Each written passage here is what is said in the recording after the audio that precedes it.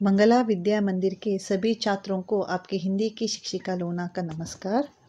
बच्चों, आज हम पढ़ने जा रहे हैं आपकी पाठ्य पुस्तक की जो 5वीं पाठ है, र की मात्राएं हैं। इस पाठ के साथ में मैं आपको एक महादेवी वर्मा की कविता भी सुनाने वाली हूँ। तो उसके पहले हम र की मात्रा वाले कुछ शब्दों के पहचान करेंगे। तो बच्चों, आप देख सकते हैं र की मात्राओं को हम अलग अलग तरीके से इस्तेमाल करते हैं, क्योंकि उनकी जो उच्चारण के हिसाब से हम उसका उपयोग करते हैं। तो आप यहाँ पे पहला चित्र में देख सकते हैं, वो किसका चित्र है? वो है सूर्य का चित्र। सूर्य मतलब सन। तो अभी हम बोलते वक्त उच्चारण देखिए, सूर्य, जो उच्चारण में र का प्रयोग बीच में आता है, तो उसका र की मात्रा का प्रयोग जो आखिरी अक्षर है उस अक्षर के ऊपर चला जाता है। जैसे कि यहाँ पे देख सकते हैं आप चित्र में सूर्य, और यहाँ पे जो लिखा हुआ है सूर्य करके र की मात्रा लगा हुआ है। तो उसके बाद में है सर्प। देखिए, जब सर्प बोलते स र प, जो उच्चारण में वो किस तरह से आता है, तो सर्प मतलब स्नेक है। उसके बाद में बच्चों, मैं जस्ट पढ़ती जाऊंगी, उसको आप देख एक बार मेरे साथ साथ पढ़ते जाइए। कर्म, उसके बाद में है मर्म, कार्य, मार्ग मतलब रास्ता। उसके बाद में है व्यर्थ, तर्क, खर्च, दर्शन, आदर्श, धार्मिक, दर्पण, अर्जुन, गर्व, प्रण, पर्वत, धैर्य, सर्ग, वर्तनी। इन सब में क्या है बच्चों? इन सब में से आपको र की रेफा करके हम बोलते हैं, जो ऊपर की तरफ र की मात्राएं आता है उसको हम बोलते हैं रेफ करके हम कहते हैं। तो रेफ की प्रयोग के हिसाब से कुछ शब्द यहाँ पर बनाए हैं, उसी के हिसाब से नीचे उसकी संबंधित तो कुछ कुछ शब्द भी, एक वाक्य भी उन्होंने बनाए हैं। उस वाक्य को मैं पढ़ूंगी। व्यर्थ में खर्च मत करो, व्यर्थ में खर्च मत करो। व्यर्थ मतलब फालतू की खर्च मत करो करके। मार्ग पर कचरा मत फेंको। देखिए, एक वाक्य बनाते वक्त हमको अभी र की उपयोग होता है, र की जो इस्तेमाल हम किस तरह करते हैं करके। मार्ग मतलब रास्ता है। सर्प पेड़ पर चढ़ गया। सर्प मतलब स्नेक, जो पेड़ पर चढ़ गया है। आदर्श और दर्शन दोनों भाई है। देखिए, आदर्श एक लड़के का नाम है और दर्शन वो भी एक लड़के का नाम है। वो दोनों कौन है? वो दोनों भाई है करके कह रहे हैं। तो बच्चों, आप यहाँ पे ये जो पहला जो पिक्चर में आप देख सकते हैं, र की मात्रा की उपयोग, उसको हम कहते हैं रेफ करके हम कहते हैं। जैसे कि अक्षर की ऊपर की तरफ जो आता है र की मात्रा, उसको हम कहते हैं रेफ करके कहते हैं। तो आगे हम देखते हैं बच्चों, उसी र की मात्राओं को हम अलग तरीके से इस्तेमाल करते हैं उच्चारण के हिसाब से। उसको हम कहते हैं फदेन करके हम कहते हैं। ये अक्षर अथवा व्यंजन या स्वर उस व्यंजन के नीचे की तरफ आता है। ज्यादातर इसका प्रयोग आप प अक्षर में देख सकते हो। जैसे कि यहाँ पर देखिए, यहाँ पर है साम्राट करके है। देखिए, साम्राट, म पे र की उच्चारण अथवा मात्राओं को किस तरह से उपयोग किया है करके बोल के। उसके बाद में है वज्र।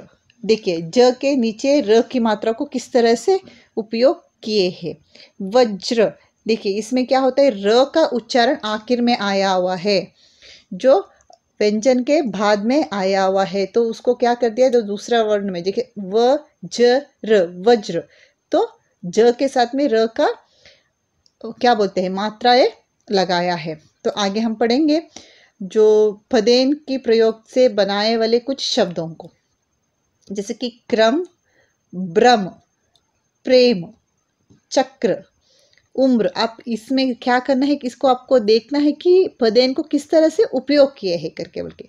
जैसे कि सब्र, प्रथम, प्रसार, प्रसाद, प्रकट, प्रकाश, प्रयोग, प्रणाम, प्रखार, प्रभाव, प्रवीण, प्रमोद। देखिए, इसमें ज्यादा से ज्यादा आपका प अक्षर में पदेन का इस्तेमाल आपको नजर आता है। तो उसी के हिसाब से कुछ वाक्य बनाए हैं, उस वाक्य को भी एक बार हम पढ़ लेते हैं। बड़ों को प्रणाम करो। बड़ों को हमें क्या करना चाहिए? प्रणाम करना चाहिए। मित्रों के साथ प्रेम से बात करो। मित्रों के साथ कैसे बात करना चाहिए? प्रेम से बात करना चाहिए। मित्र मतलब हमारे दोस्त, दो दोस्तों से कैसे बात करना चाहिए? अच्छे से, प्रेम से, प्यार से बात करना चाहिए। कक्षा में क्रम से बैठो। कक्षा में कैसे बैठना चाहिए बच्चों हमको? कक्षा में क्रम मतलब अच्छे से एक के बाद एक सुंदर से हमको बैठना चाहिए। वज्र बहुत महंगा होता है। वज्र मतलब डायमंड बहुत महंगा होता है। तो बच्चों यहाँ पर आपने कुछ पदेन की प्रयोग के हिसाब से जो वाक्य बनाए हैं उसको आपने पढ़ लिए हैं। तो आगे हम देखते हैं पदेन की और एक रूप। इसको हमेशा ज़्यादातर ट और ढ अक्षर में आप देख सकते हैं। ट, ढ या क्ष अक्षर में आप इसकी र की मात्राओं के उपयोग को आप देख सकते हैं। जैसे कि आपका पहला चित्र में है ट्रक। देखिए ट के नीचे पदेन को किस तरह से उपयोग किए हैं करके बोल के, ट्रक, ट र क, ट्रक। तो उसका उच्चारण भी आप देखना है। उसके बाद में है ड्रम।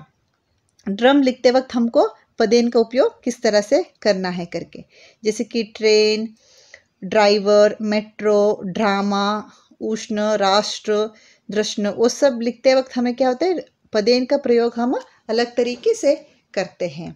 अभी पदेन की प्रयोग से बने वाले कुछ वाक्यों को भी हम पढ़ते हैं। वो है मैं ट्रेन से मैसूर जाता हूँ। मतलब मैं ट्रेन से, किसी के बारे में बता रहे हैं, वो कैसे मैसूर जा रहे हैं? ट्रेन की सहायता से मैसूर जाते हैं।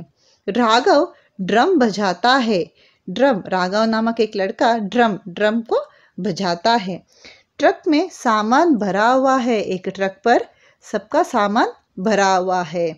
राष्ट्र की सेवा करो। हमें क्या करना चाहिए? राष्ट्र की सेवा करना चाहिए। देखिए राष्ट्र, श में भी यहाँ पर पदेन का प्रयोग है। सुकन्या ने आज ड्रामा देखा। सुकन्या ने क्या देखा? आज ड्रामा। देखिए ड्र में उसका पदेन का उपयोग किया हुआ है। तो बच्चों आपको अभी पता चल गया ना पदेन का उपयोग किस तरह से करते हैं करके। तो बच्चों आगे हम पढ़ेंगे हमारी, जो मैंने जैसे आपको कहा है कि इस पदेन की प्रयोग या र की मात्रा की प्रयोग के बाद में हम पढ़ने वाले थे एक महादेवी वर्मा की एक कविता। वो है अब यह चिड़िया कहाँ रहेगी। अब यह चिड़िया कहाँ रहेगी। एक सुंदर सा एक कविता है। एक छोटी सी बालिका, एक लड़की है। वो लड़की अपने घर के सामने रहने वाले एक पेड़ में रहने वाले एक चिड़िया के बारे में वो देखती है और उसकी जो दुख या उसका दर्द है उसके बारे में इस कविता में वो बोल रही है। तो बच्चों हम आगे पढ़ेंगे इस कविता की जो कवि परिचय हम पहले देखते हैं। वो है हमारा महादेवी वर्मा के बारे में है। जो महादेवी वर्मा आधुनिक हिंदी की सबसे सशक्त कवयित्रियों में से एक हैं। इसीलिए उनको क्या कहते हैं? आधुनिक मीरा के नाम से भी उनको जाना जाता है। मतलब उनका ज़्यादा से ज़्यादा क्या बोलते हैं? आधुनिक युग की मीरा करके भी उनको कहते हैं। तो अभी आगे देखते हैं उनका जन्म। उनका जन्म 26 मार्च 1907 में फर्रुखाबाद में हुआ था। उनका जन्म कब हुआ था? 26 मार्च 1907 में फर्रुखाबाद में हुआ था। उनका पिता का नाम है श्री गोविंद प्रसाद वर्मा। वो एक कवि भी थे। उसी के साथ में उनका माता जी श्रीमती हेमरानी देवी, वो भी एक कवयित्री थी। देखिए पिताजी और उसकी माताजी दोनों भी कवयित्री थे। उनका प्रभाव इतनी अच्छी तरीके से महादेवी वर्मा के ऊपर पड़ गई कि वो भी एक बहुत अच्छी कवि बन गई थी। अभी आपने देख लिया है। इवन उनका मृत्यु 11 सितंबर 1987 में हो गया है।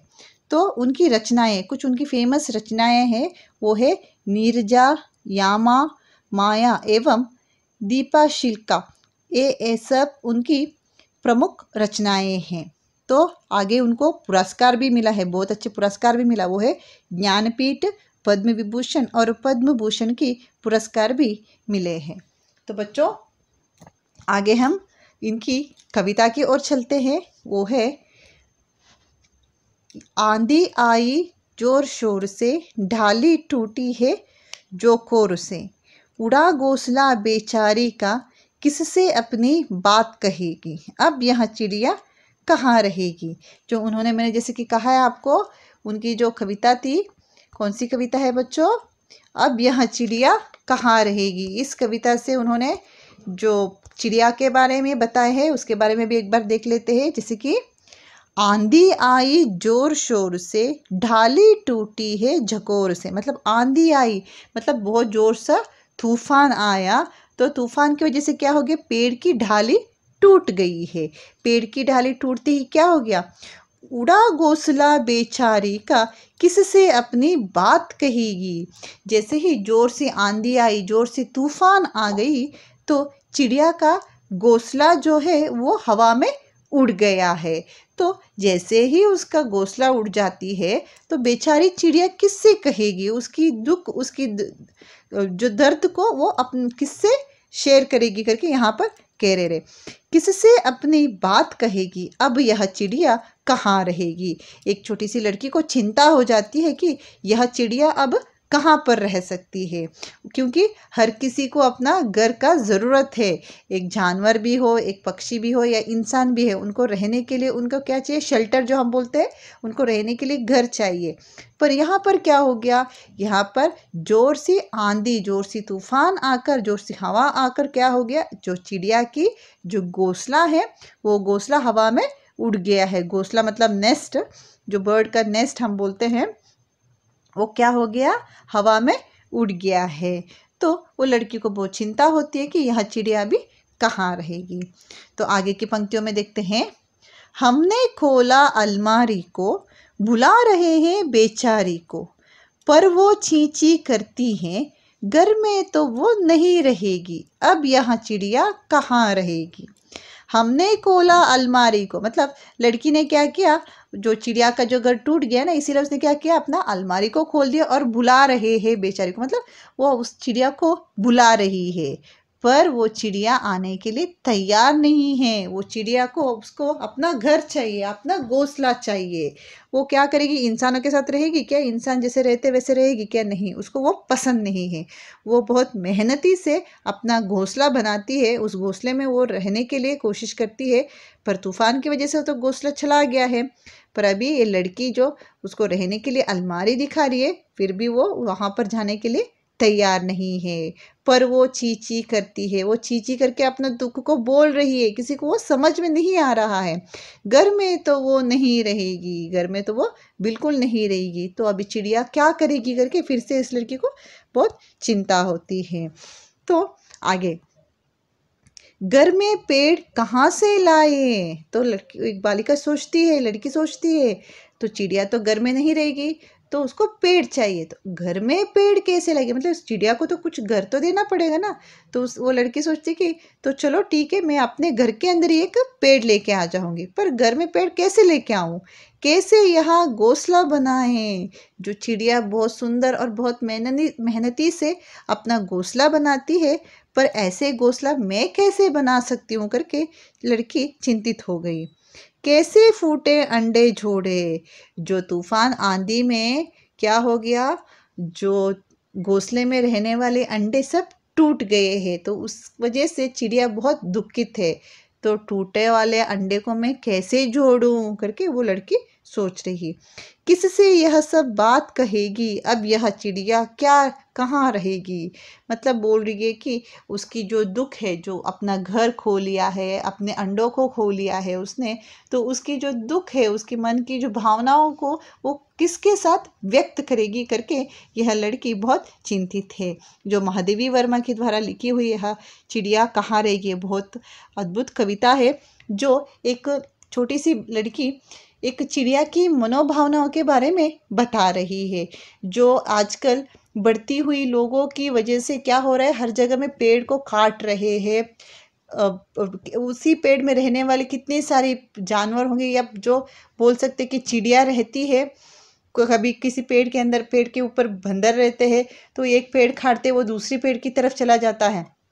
पर चिड़िया का क्या है, चिड़िया तो एक पेड़ में बहुत सुंदर सा अपना बहुत मेहनत से एक घोंसला बनाते हैं। जैसे कि पेड़ काट दिए तो उसका घोंसला भी चला गया, तो यहाँ चिड़िया कहाँ पर रह सकती है, उसको रहने के लिए जगह क्या है करके यह लड़की सोच रही है। तो इसी तरह इस कविता की एक सारांश बताने के लिए गए तो हम ऐसे बोल सकते हैं, जैसे कि प्रस्तुत कविता में कवित्री पक्षियों के लिए चिंता व्यक्त कर रही है। ये तो आपको पता चलता है, जैसे कि पूरा का पूरा कविता पूरा क्या है, एक पक्षी के ऊपर है। वह कहती है कि मनुष्य ने अपने स्वार्थ के लिए पेड़ और जंगल काट दिए हैं। वो तो आप भी मानते हो ना, हमारे लिए जो मनुष्य अपने इतना स्वार्थी हो चुका है कि पूरा का पूरा क्या कर रहा है, अरण्य का नाश कर रहा है। पेड़ काटते समय वो कभी भी नहीं सोचते कि पेड़ों पर रहने वाले पक्षी अपना घोंसला कहाँ बनाएंगे। बच्ची भी चिड़िया को परेशान देखकर उसने अपने घर में बुला रही है, पर चिड़िया आ रहा है क्या? नहीं, चिड़िया सिर्फ चींची आवाज कर रही है। मतलब उसकी चिड़िया की जो बातें किसी को समझ में नहीं आ रहा है। चिड़िया जो जितना चिंतित है वो चिंता किसी को समझ में नहीं आ रहा है करके इस कविता से हमें सीखने को मिलती है। तो बच्चों, आशा करती हूँ एक छोटी सी एक कविता आपको बहुत अच्छे से समझ में आया होगा। इसकी संबंधित जो कक्षा कार्य है मैं आपको PDF के द्वारा भेजने वाली हूँ। धन्यवाद बच्चों।